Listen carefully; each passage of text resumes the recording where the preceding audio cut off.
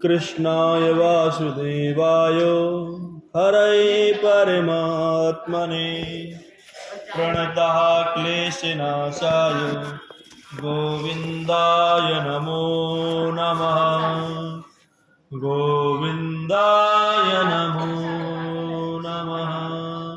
बोले गोविंद भगवान की।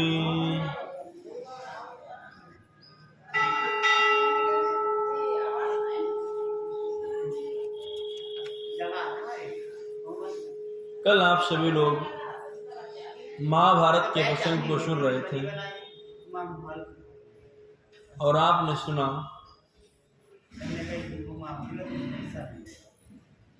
कि अश्वत्थामा ने द्रौपदी के किस प्रकार 5 पुत्रों की हत्या कर दी और द्रौपदी किस प्रकार विलाप कर दी। माता शिशूनां निधनं सुदानां निशम्य घोरं परिताप्यमानां यदा रुदन्वास्म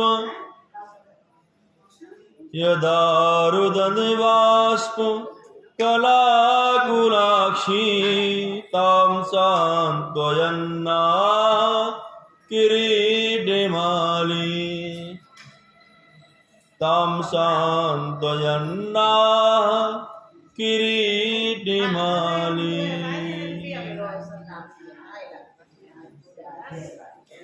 माता शिशूनां निधनं सुतानां।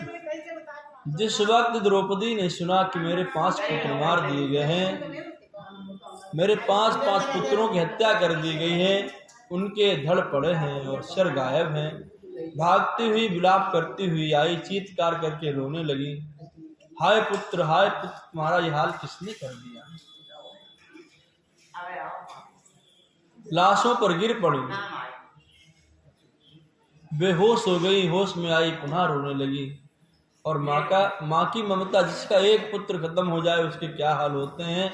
जिसके सामने 5 पुत्रों की लाशें पड़ी हों, एक साथ में हत्या कर दी गई हो, उस माँ के दिल पर क्या गुजरती है।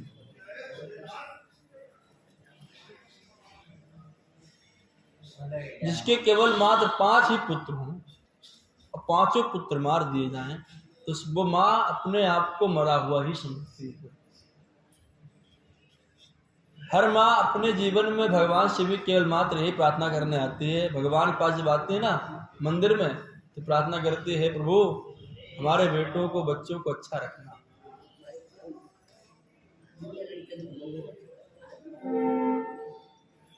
और उसी माँ के सामने जो हमेशा प्रार्थना करती हो भगवान के पास में आकर के कि प्रभु हमारे बच्चों को, परिवार को हमेशा अच्छा रखना, उसी माँ के सामने 5 पुत्र उसके मार दिए जाएं, उसके दिल पर क्या गुजरे। जब ये रोने की आवाज अर्जुन पांडवों ने सुनी, भाग करके आए, देखा करके अरे 5 पुत्र मार दिए गए। उनको भी आंखों में आंसू आ गए। भगवान सांत्वना देने लगे, देवी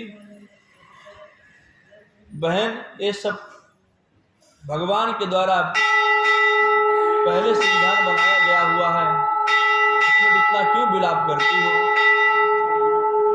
उसी वक्त अर्जुन ने अपना गांडीव उठाया, गांडीव उठा करके प्रतिज्ञा की कि द्रौपदी तू चिंता मत कर, जिसने तेरे 5 पुत्रों को मारा है मैं उसको तेरे सामने लाकर के खड़ा कर दूंगा, तुझे अपने हाथों से उसे मृत्यु दंड देना।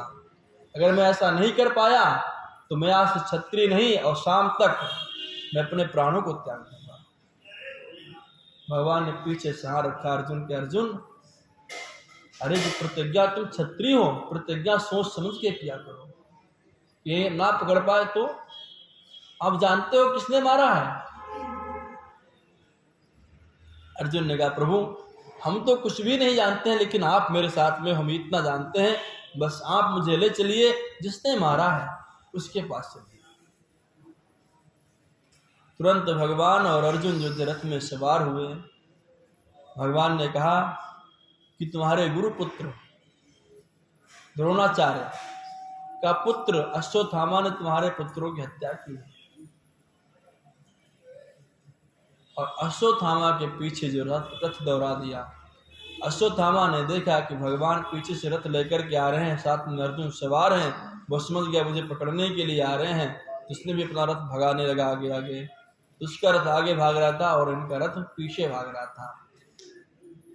जब भागते भागते बहुत समय हो गया, अश्वत्थामा के घोड़े थकने लगे, इसे लगा कि अब मैं पकड़ा जाऊंगा, तो उसने तुरंत धनुष बाण अपना उठाया और उसे याद आया कि हमने पिताजी को एक बार अर्जुन को सिखाते, ब्रह्मास्त्र सिखाते देखा था। तुम्हें चलाना तो आता है लेकिन वापस करना नहीं आता है। लेकिन कोई बात नहीं है, जब प्राणों पर आ जाए तो किसी भी चीज का फिर जो है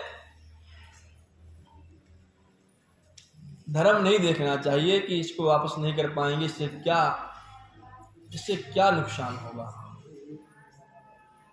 और अश्वत्थामा ने उसी वक्त ब्रह्मास्त्र हाथ में लिया, मंत्र पढ़ा और ब्रह्मास्त्र संधान कर दिया अर्जुन के ऊपर। अर्जुन ने देखा कि उधर से ब्रह्मास्त्र आ रहा है तो चिल्लाने लगे, बोलने लगे, हे प्रभु मेरी रक्षा करो, मेरी रक्षा करो, क्योंकि ब्रह्मास्त्र जो है मुझे जलाकर के नष्ट कर देगा। पाहि पाहि महायोगिन देव देव जगत्पते, नान्यं तद्भयं पश्ये यत्र मृत्युः परस्परम्। वह जो ब्रह्मास्त्र दसों दिशाओं को दग्ध करता हुआ, जलाता हुआ अर्जुन की तरफ बढ़ रहा था। अर्जुन ने सोचा अब तो मेरी मृत्यु निकट आ गई है, अब मैं क्या करूं। भगवान ने कहा अर्जुन घबराओ मत, तुम्हें तो ब्रह्मास्त्र चलाना भी आता है और ब्रह्मास्त्र शांत भी करना आता है, तुम्हारे पास तो दोनों विद्याएं हैं। तुम भी ब्रह्मास्त्र निकालो और ब्रह्मास्त्र निकाल करके संधान कर दो, ब्रह्मास्त्र चला दो, और जब दोनों आपस में टकरा जाएं तो मंत्र के द्वारा दोनों को शांत कर दो। अर्जुन ने भगवान की आज्ञा को माना और तुरंत उन्होंने ब्रह्मास्त्र का संधान कर दिया। ब्रह्मास्त्र दसों दिशाओं को इधर से भी जलाता हुआ आगे बढ़ने लगा। दोनों ब्रह्मास्त्र आपस में टकराए, उस वक्त इतना भयानक शब्द हुआ और इतनी आग निकली आपस में टकराने से कि उस वक्त ऋषि महात्माओं को, संपूर्ण देवी देवताओं को ये लगा कि पृथ्वी का तो अंत आ गया है, अब पृथ्वी का जो है अंत आ गया है और अब प्रलय होने वाली है। भगवान ने तुरंत कहा अरे भैया अर्जुन, इन दोनों ब्रह्मास्त्रों को शांत करो। अर्जुन ने तुरंत दोनों ब्रह्मास्त्रों को शांत किया और अपने तरकश में रख लिया और भाग करके झपट करके अश्वत्थामा को पकड़ लिया। अब पकड़ने के बाद रथ में बांध करके पीछे वाले भाग में डाल दिया और जाकर के द्रौपदी के सामने खड़ा कर दिया। द्रौपदी, तेरे पुत्रों की जिसने हत्या की है वो तेरे सामने खड़ा है, अब तू जिसे जैसे चाहे वैसे मार दे। अश्वत्थामा का निंदनीय कर्म करने के कारण मुंह बहुत लटका हुआ था, नीचे लटका हुआ था, लज्जित था, आंख उठाकर किसी से मिलाकर के देख भी नहीं रहा था कि कर्म तो मैंने बहुत बुरा किया है। क्योंकि कभी भी बच्चों से, कभी भी किसी को भी अगर मान लो आपकी दुश्मनी किसी से है तो बच्चों से कभी भी दुश्मनी नहीं माननी चाहिए और ना ही उनसे करनी चाहिए। दुश्मनी हमारी और आपकी है। अगर आप हमारे बच्चे से या हम आपके बच्चे से निकालें तो इससे बड़ा पाप कोई और नहीं हो सकता है। तो कभी भी बच्चे से कभी किसी प्रकार की दुश्मनी नहीं निकालनी चाहिए, क्योंकि बच्चे तो अबोध होते हैं, उन्हें क्या पता हमारा कौन दुश्मन है और कौन मित्र है।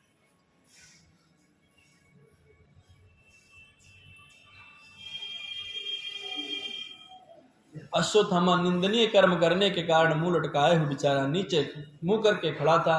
द्रौपदी ने जब देखा लज्जित अश्वत्थामा को तो तुरंत भाग करके जो हाथ उसके बंधे हुए थे हाथ पैर तो खोलने लगी रस्सी जा करके और कहने लगी मुच्यता मेसा ब्राह्मणो नितराम गुरु।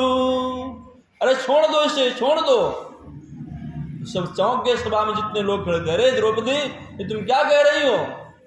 द्रौपदी ने कहा भैया, कन्हैया से कहा भैया, वैसे तो मैंने सुना ये है कि ब्राह्मणों नितराम गुरु, ब्राह्मण और गुरु ये कैसे भी हमेशा ये पूजनीय वंदनीय ही होते हैं।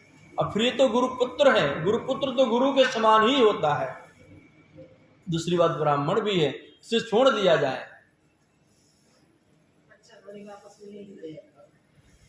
अर्जुन ने कहा द्रौपदी तुम कह क्या रही हो? मैंने तो प्रतिज्ञा की है कि इसको मार दूंगा मैं शाम तक, और नहीं मार पाया तो मैं छत्री नहीं अपने आप को मार दूंगा, और तुम क्या कह रही हो?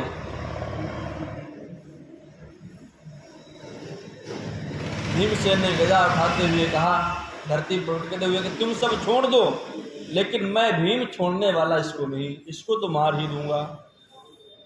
उसी वक्त धर्मराज युधिष्ठिर जी ने द्रौपदी के बात का समर्थन किया कि द्रौपदी ठीक ही तो कह रही है।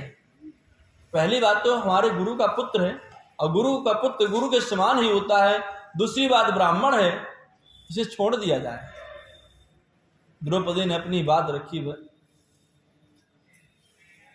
कि आप सभी लोग जो भी कहें, लेकिन मैं एक माँ के हृदय को जानती हूँ कि माँ का हृदय कैसा होता है। हमारे 5 पुत्र मार दिए गए और मुझे कितनी तकलीफ है, कितनी पीड़ा है, ये बात मैं जानती हूँ। और ये अपनी माँ का अकेला बेटा है, ये अपनी माँ का अकेला बेटा है, और इसके पिता भी जिंदा नहीं है, जीवित नहीं है, क्योंकि वो महाभारत में मारे जा चुके हैं। द्रोणाचार्य की पत्नी का नाम था कृपि, तो वो मारे जा चुके हैं, और इसकी माँ किसका अवलंबन करके, किसका सहारा लेकर के जीवित रही है? इसे आप मार दोगे तो? अरे हमारे पास चलो मेरे पुत्र नहीं तो क्या हुआ, मैं बिना पुत्रों के जी रहूंगी, मेरे पति तो हैं कम से कम, और उसके तो पति भी नहीं रहेंगे, पुत्र भी नहीं रहेगा, तो वो किसका अवलंबन करेगी, किसका सहारा लेगी? इसे छोड़ दिया जाए। द्रौपदी जैसी मुझे लगता है भारतवर्ष में बहुत कम ही माताएं बहनें भी। अधिकतर क्या होता है, किसी का 1 रुपये का नुकसान हो जाए तो 2 रुपये करने की सोचता है, और द्रौपदी के 1 नहीं 5 पुत्र मार दिए गए, तब भी उसके सामने उसका दुश्मन खड़ा है, कह रहा है कि छोड़ दिया जाए, इसे छोड़ दीजिए। अरे इसको, इसकी माँ को तकलीफ होगी जिस प्रकार मुझे तकलीफ हो रही है।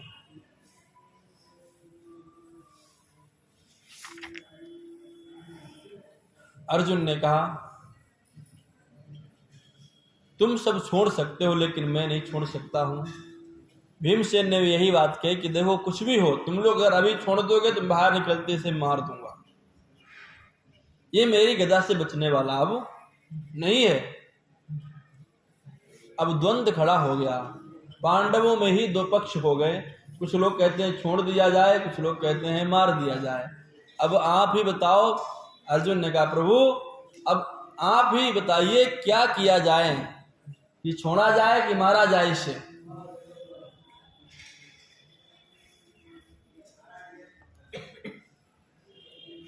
भगवान ने कहा अर्जुन मैंने तुम्हें गीता का ज्ञान दिया है, गीता का उपदेश किया है, तुम ही बताओ क्या करना चाहिए।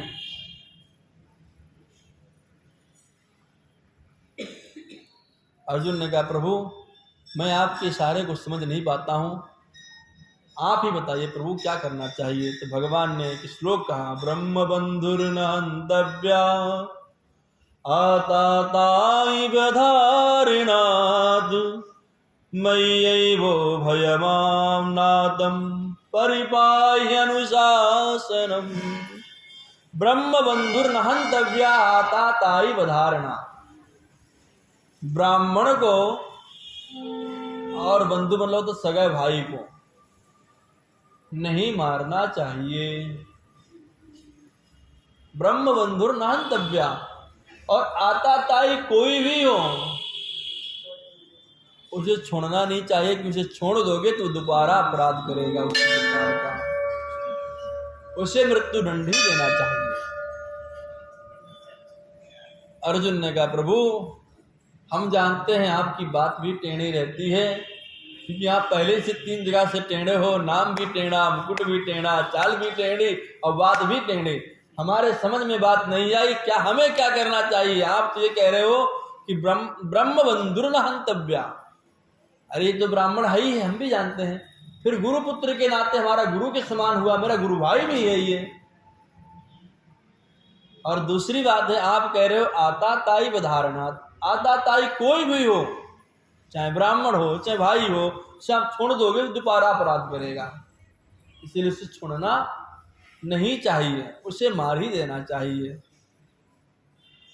प्रभु आप मुझे बताइए मैं क्या करूं? भगवान ने कहा अर्जुन केवल मृत्यु दंड मतलब मारना ही मारना नहीं होता है, अगर उसका अपमान कर दिया जाए, सभा से उसे निकाल दिया जाए, उसके सिर को मुड़ा दिया जाए, उसके धन को छीन लिया जाए, तो ब्राह्मण के लिए और भाई के लिए मृत्यु के समान ही वो होता है। ब्राह्मण को सर्वाधिक प्रिय है सम्मान,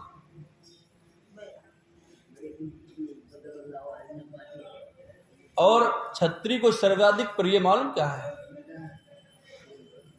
मान अपना, उसकी कहीं गरिमा ना गिर पाए, कहीं मुझ थोड़ी सी टेढ़ी ना हो जाए। और वैश्य को प्रिय है धन इत्यादि।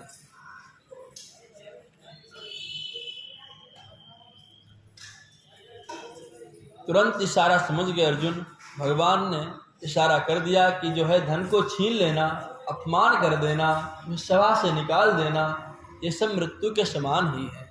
अश्वत्थामा का वपुनम द्रविणादानम स्थानान् निर्यापणम तथा ऐसे ही ब्रह्म बंधुर्नाम बधो नान्योस्त देहिका। आप केवल देहिक वध करके उसके अस्तित्व को समाप्त करना ही मृत्यु नहीं है। अगर किसी के धन को छीन लिया, अपमान कर दिया या उसे सभा से निकाल दिया, ये सब मृत्यु के समान ही होते हैं। तुरंत अश्वत्थामा के साथ अर्जुन ने क्या किया, जो उसके सर के बाल थे वो मुड़वा दिए, और उसके एक मस्तक में मणि थी अश्वत्थामा के, वो अपने बाण की नोक से निकाल दी। निकालने के बाद धक्का मार करके शिविर से बाहर निकाल दिया। अश्वत्थामा अपमान की ज्वाला में जलता हुआ चल दिया। मन के अंदर विचार करने लगा कि अब मैं पांडव के कुल के किसी व्यक्ति को छोड़ूंगा नहीं, सबको मार दूंगा, इसके कुल को समाप्त कर दूंगा। इसने मैं बड़ा अपमान किया है। जो दुष्ट होते हैं वो दुष्टता से कभी अपनी बाज नहीं आते हैं। अश्वत्थामा अपमान की ज्वाला में जलता हुआ एक नदी किनारे जाकर के बैठ गया। विचार करने लगा कि आखिर ऐसा कौन है पांडव कुल में जो अभी जीवित है, जिसके द्वारा वंश चल सकता है। तो उसे याद आया, ओहो अभिमन्यु की पत्नी उत्तरा के गर्भ में अभी एक शिशु है, क्योंकि जब अभिमन्यु की मृत्यु हुई थी उस वक्त वो गर्भवती थी, उसने भी जन्म नहीं लिया है, लेकिन मैं उसे भी समाप्त कर दूंगा। अब आगे कथा आपको कल सुनाएंगे। आज टाइम पूरा हो गया है। आज की कथा को यहीं पर विराम। बोले गोविंद भगवान की, राधा कृष्ण भगवान की।